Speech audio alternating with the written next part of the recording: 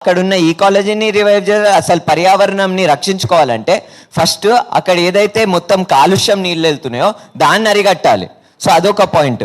దాని తర్వాత మూడో అంశం ఏంటంటే వీళ్ళు ఇన్ని మాటలు చెప్తున్నారు ప్రజాపాలనని.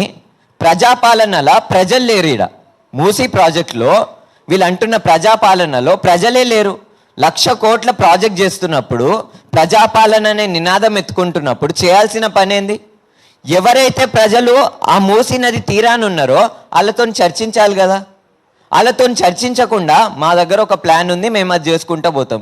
సరే, వీళ్ళు ప్రజాపాలన అన్నారు, వీళ్ళు ఎట్లయినా మాట్లాడరు.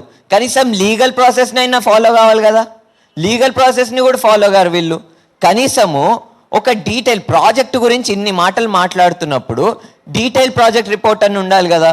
మొన్న 2024లో అరౌండ్ 300 ఇల్లులను కూల్చేసింది ప్రభుత్వము. అసలు డిపిఆర్ లేకుండా ఆ ప్రజల ఇల్లులను ఎందుకు కూల్చారు మీరు? మీ దగ్గర ప్రాజెక్ట్ ప్లానే లేదు. లేనప్పుడు నువ్వు ఆ ప్రజల ఇల్లులను ఎట్లా కూలుస్తావు?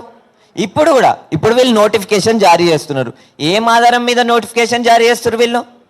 అంటే ఒక ప్లాన్ ఉండాలి కదా. ఒక ప్లాన్ ఉండాలి. ఆ ప్లాన్ ప్రజల ముందు పెట్టాలి. పెట్టిన దాని తర్వాత ముందుకు కదలాలి. అది ఒకటే కాకుండా అసలు ఈడ కాలనీ అసోసియేషన్స్ ఉంటాయి, ఆడ కార్పొరేటర్లు ఉంటారు.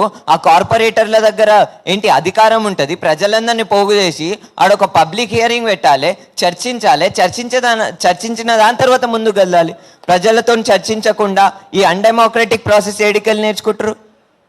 So this is very important. ప్రజలతో చర్చించే ఏ ప్రాజెక్టులో అయినా ముందుకు వెళ్ళాలి.